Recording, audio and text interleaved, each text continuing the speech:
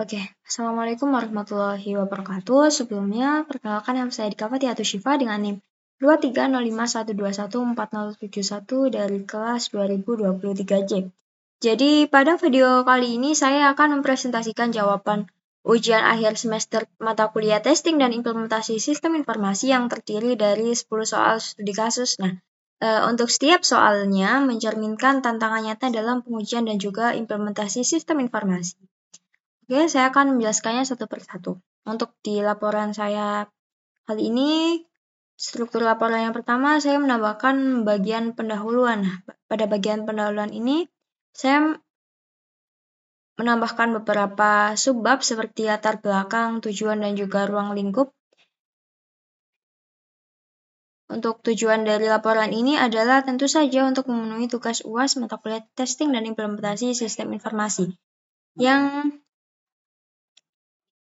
disajikan dengan menjawab 10 soal studi kasus yang diberikan oleh dosen pengampu. Terus untuk ruang lingkupnya, secara khusus laporan ini terbatas pada hanya 10 studi kasus dari soal ujian UAS itu. Lalu untuk semua soal dan jawaban itu saya bahas secara terpisah. Oke, langsung saja untuk ke soal yang pertama. Nah, disclaimer di sini karena jawabannya terlalu panjang dan untuk menghemat waktu durasi video, maka saya akan membahas mengenai pembahasan soal ini secara ringkas, padat, dan juga jelas. Untuk soal yang pertama, jadi soal pertama ini membahas mengenai sistem informasi inventaris yang performanya itu menurun drastis setelah adanya update terbaru. Jadi penurunan ini bisa disebabkan oleh banyak hal. Yang pertama adalah karena konflik konfigurasi atau pengaturan sistem yang berubah tanpa sinkronisasi. Untuk yang kedua adalah karena konflik dependensi atau versi library yang tidak cocok karena update, misalnya versi driver database yang berubah atau framework web yang berubah. Ini tentu saja dapat mengurangi kinerja fungsi penting seperti query basis data atau caching. Dan untuk masalah yang ketiga adalah karena perubahan skema database yang tidak diikuti dengan optimasi indeks yang tidak dibersihkan dengan benar.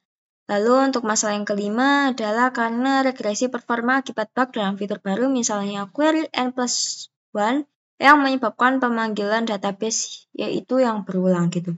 Terus untuk yang penyebab yang keenam adalah karena beban sistem itu meningkat atau load balancing yang tidak sesuai, terutama jika jumlah pengguna itu bertambah. Nah, untuk mengatasi masalah yang sudah saya sebutkan sebelumnya, tentu dilakukan langkah sistematis. Untuk langkah sistematis yang perlu dilakukan adalah dimulai dengan mengidentifikasi gejala dan mencatat metrik seperti waktu respon, error,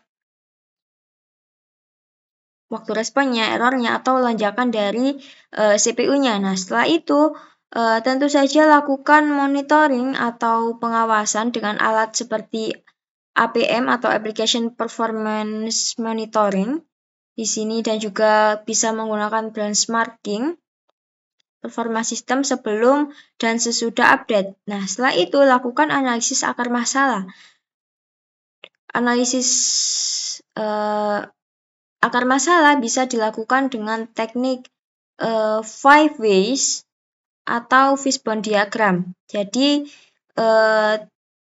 kemudian masalahnya itu direplikasi di lingkungan staging dan diuji oleh hipotesisnya. Nah, setelah perbaikannya itu diterapkan, maka lakukan load testing kembali dan juga kita pantau hasilnya. Untuk pada tahap yang terakhir adalah dengan mendokumentasikan dan juga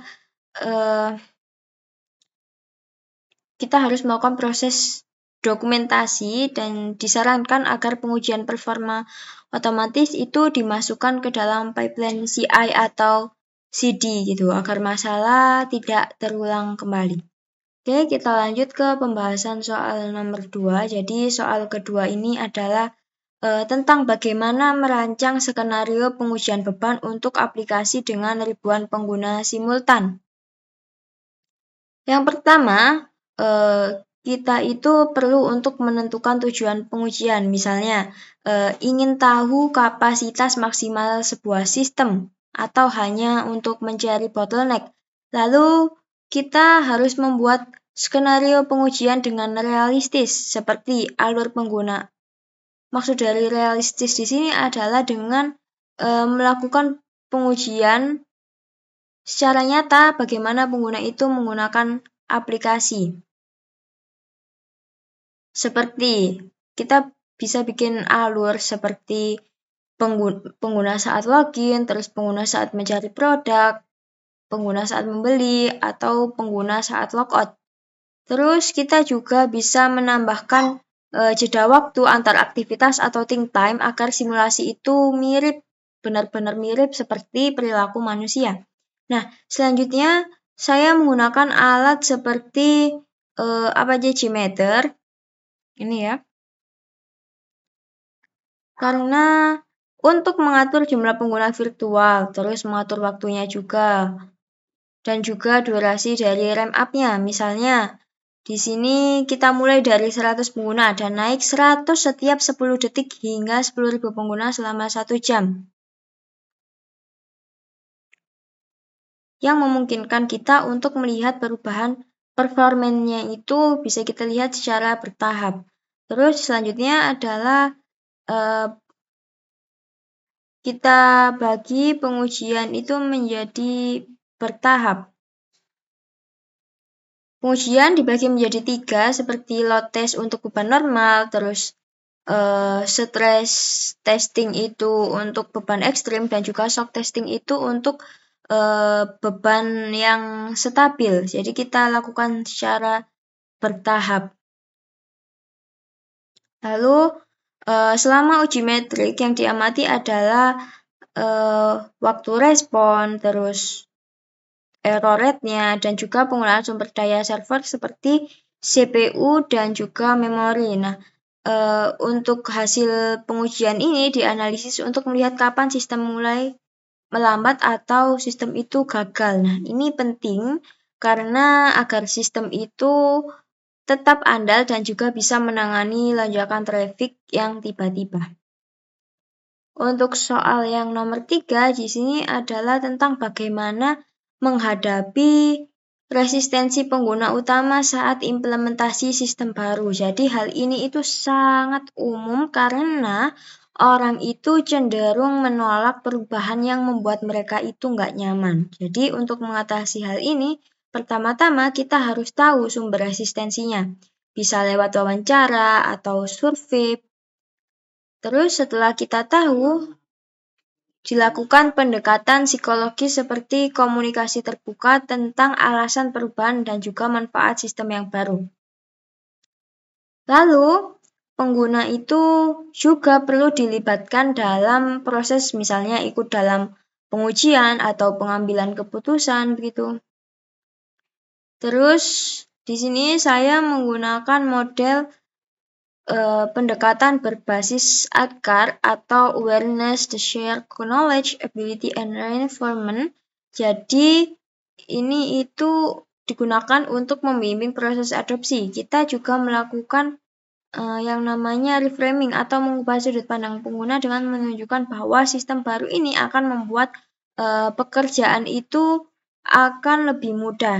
Lalu untuk di sisi teknik yang sebelumnya kan saya menjelaskan di sisi psikologis. Jadi sekarang saya menjelaskan mengenai di sisi teknisnya. Jadi pelatihan yang sesuai itu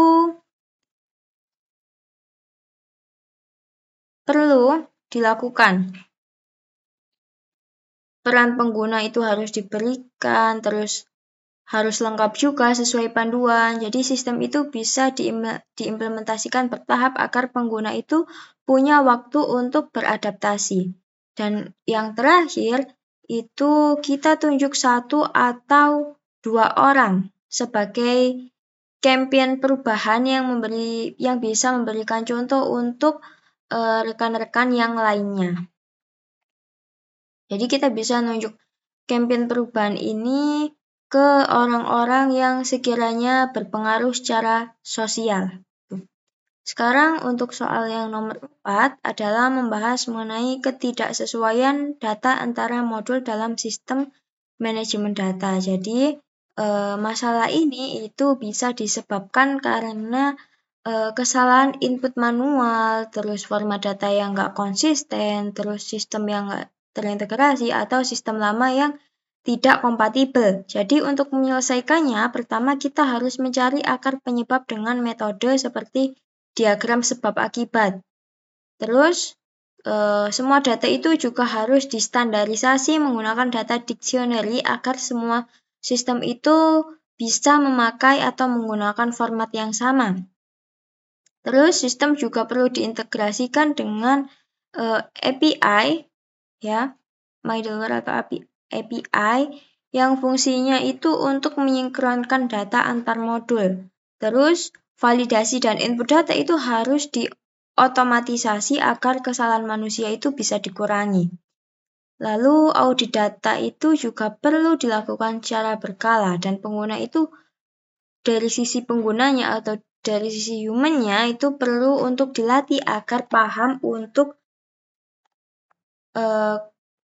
paham mengenai ketepatan datanya. Karena ketepatan data itu penting. Nah, dengan semua langkah yang sudah kita lakukan ini, maka ketidaksesuaian data itu bisa dicegah dan keandalan sistem itu tentu saja meningkat. Kita lanjut di soal yang nomor 5. Jadi soal kelima ini adalah tentang bug yang sulit direproduksi saat pemeliharaan sistem. Jadi bug ini itu biasanya tidak muncul setiap saat dan sulit untuk diidentifikasi secara langsung tentu saja. Jadi hal yang pertama yang bisa kita lakukan adalah dengan mengumpulkan informasi dari log sistem dan juga dari laporan penggunanya. Lalu kita coba buat ulang kondisi bug itu di lingkungan pengujian yang mirip dengan lingkungan produksi itu sendiri. Lalu gunakan juga alat seperti gunakan alat debugging atau profiler untuk melacak proses program. Terus teknik seperti backtracking itu perlu untuk menonaktifkan modul satu persatu dan juga bisa membantu untuk menemukan penyebab masalah jika ditemukan bug gitu. Dan setelah sumber bug itu ditemukan, maka lakukan perbaikan dan uji ulang dengan beberapa pengujian seperti unit testing atau integrasi testing dan juga pengujian sistem. Dan semua proses ini tentu saja kembali lagi perlu untuk didokumentasikan untuk mencegah terjadinya bug yang serupa. Untuk mencegah terjadinya bug yang serupa, maka kita perlu juga untuk meningkatkan logging, terus perlu juga untuk menerapkan monitoring secara real time dan juga memperbarui prosedur troubleshooting gitu. Lanjut ke pembahasan soal nomor 6. Jadi di soal ke-6 ini meminta saya untuk mengevaluasi sistem informasi berdasarkan 5 indikator kinerja utama atau KPI atau Key Performance Indicator.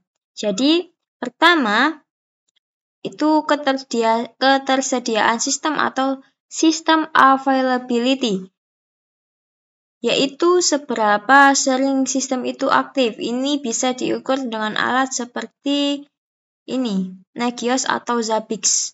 Terus yang kedua adalah waktu respon sistem, yaitu waktu yang dibutuhkan untuk memproses permintaan. Ini kalau untuk yang kedua ini bisa diuji dengan Apache-Gmeter atau Load Runner. Terus untuk yang ketiga adalah tingkat kesalahan atau error rate yang menunjukkan stabilitas sistem. Nah, ini diambil dari log error dan juga sistem pelaporan bug. Terus yang keempat adalah kepuasan pengguna atau user satisfaction yang bisa diukur lewat survei atau kuesioner yang sudah kita buat. Dan untuk yang kelima adalah mengenai efisiensi proses bisnis seperti kecepatan menyelesaikan transaksi atau tugas harian. Nah, dengan kelima KPI atau Key Performance Indicator ini, kita bisa mengevaluasi sistem secara menyeluruh dan juga membuat keputusan itu berbasis data atau by data. Kita lanjut ke soal yang nomor 7. Nah, pada soal yang ke-7 ini saya diminta untuk merancang UAT atau User Acceptance Testing, di mana yang digunakan untuk sistem yang kompleks dengan berbagai tipe pengguna. Jadi yang pertama itu kita mulai dari yang perencanaan. Jadi kita perlu untuk menentukan tujuan. Terus pilih juga peserta dari berbagai departemen dan tetapkan kriteria kelulusan. Selanjutnya, buat skenario uji yang menggambarkan aktivitas nyata pengguna, misalnya membuat laporan atau melakukan transaksi. Terus uji itu dilakukan di lingkungan yang menyerupai produksi dengan pengguna seperti operator, manajer, atau administrator gitu ya. Ini ya. Terus selama uji, semua aktivitas itu dicatat dan juga feedback atau umpan balik itu dikumpulkan lewat observasi dan juga kuesioner. Terus setelah itu feedback perlu untuk dikelompokkan berdasarkan prioritas, misalnya kritis atau minor, dan masalah yang ditemukan itu diperbaiki lalu diuji ulang. Nah, untuk menangani banyaknya feedback atau umpan balik ini kita cocokkan. Lalu apakah feedback itu sesuai dengan kebutuhan bisnis dan komunikasikan juga keputusan itu kepada pengguna. Lalu perlu untuk memastikan bahwa semua feedback itu sudah dicatat dan prosesnya itu transparan agar bisa dipantau dan dievaluasi pada iterasi berikutnya. Oke, kita lanjut ke soal yang ke-8. Jadi soal ke-8 ini membahas bagaimana membuat dokumentasi pengujian yang dapat dipertanggungjawabkan. Jadi di sini saya mengacu ke standar internasional, yaitu standar ISO 29119. Jadi dokumentasi ini mencakup rencana pengujian, terus kayak desain kasus ujinya, terus prosedur pengujiannya, dan juga laporan hasilnya. Terus setiap kasus uji itu harus terhubung dengan requirement melalui traceability matrix. Terus diperlukan juga bukti seperti screenshot dan juga log system itu harus dikumpulkan. Nah, selanjutnya spesifikasi lingkungan uji, terus data baseline dan juga kontrol versi itu juga harus dicatat gitu. Jangan lupa untuk menggunakan template standar dan istilah yang konsisten. Terus laporan itu mencakup log uji, terus laporan anomalinya, dan juga ringkasan ujinya. Selain itu, setelah semua itu selesai, juga diperlukan dukungan teknologi seperti tools otomatisasi, terus diperlukan juga untuk pelatihan timnya dan juga audit internal. Tim audit internal itu juga penting. Yang terakhir adalah mengenai keamanan dan juga kerahasiaannya. Jadi, keamanan datanya itu perlu untuk dijaga dengan enkripsi dan kontrol akses agar dokumentasi itu tidak hanya akurat tapi juga aman begitu. Selanjutnya ke pembahasan soal nomor 9. Jadi soal ke-9 ini adalah tentang tantangan dalam implementasi sistem informasi di organisasi yang mengalami perubahan budaya digital. Jadi ada 5 tantangan utama seperti resistensi terhadap perubahan, terus kesenjangan kompetensi digital, terus integrasi teknologi lama dan juga baru, terus keterbatasan anggaran dan juga keamanan data. Nah, untuk mengatasi semua masalah-masalah itu diperlukan solusi atau strategi manajemen perubahan yang tentu saja harus terstruktur, terus diperlukan juga investasi dalam pelatihan dan juga pengembangan keterampilan. Jadi selain menggunakan strategi manajemen perubahan ini, diperlukan juga investasi baik itu dalam bentuk waktu atau sumber daya yang digunakan untuk melatih dan juga mengembangkan keterampilan karyawan itu sendiri. Selanjutnya, juga diperlukan perencanaan anggaran yang tepat, karena perusahaan itu perlu mempertimbangkan secara strategis bagaimana mereka itu akan membagi dana untuk transformasi digitalnya, meskipun anggarannya itu seringkali terbatas. Terus untuk solusi yang selanjutnya adalah dengan menguatkan atau penguatan keamanan informasi. Jadi keamanan data itu semakin penting karena data sekarang itu semakin mudah diakses dan juga data ini itu digunakan melalui sistem informasi. Jadi perusahaan itu harus melakukan kebijakan keamanan yang ketat, seperti menggunakan teknologi enkripsi dan juga perlu untuk memantau aktivitas jaringan secara teratur. Nah, langkah-langkah yang sudah saya bahas ini itu penting untuk melindungi data perusahaan dari ancaman cyber. Soal selanjutnya, soal yang terakhir ya, soal ke-10 itu membahas bagaimana teknologi seperti AI atau Artificial Intelligence dan juga cloud computing itu mempengaruhi proses pengujian dan juga implementasi sistem. Jadi AI ini itu bisa untuk mempercepat pengujian, terus meningkatkan akurasi dan juga mengurangi kesalahan manusia. Namun tantangannya itu adalah dari segi infrastruktur yang belum memadai dan juga AI ini masih ada potensi untuk terjadi bias data. Sementara untuk yang teknologi cloud computing itu menawarkan fleksibilitas, terus kolaborasi,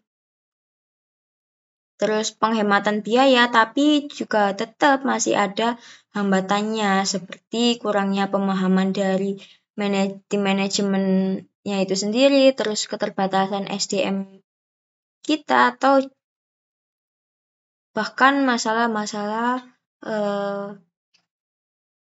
krusial yang lainnya begitu.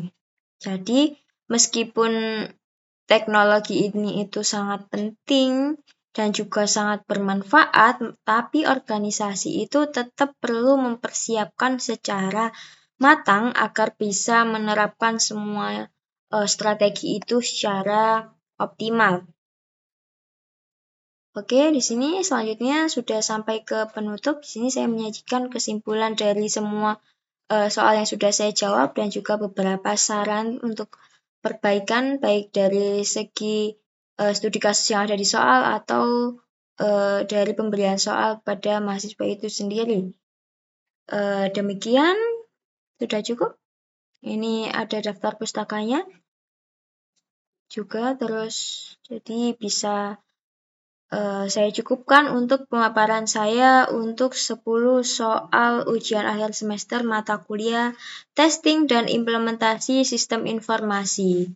Jadi, semoga penjelasan ini dapat menggambarkan pemahaman saya dan juga mungkin teman-teman secara menyeluruh. Saya ucapkan terima kasih atas perhatiannya. Saya akhiri. Wassalamualaikum warahmatullahi wabarakatuh.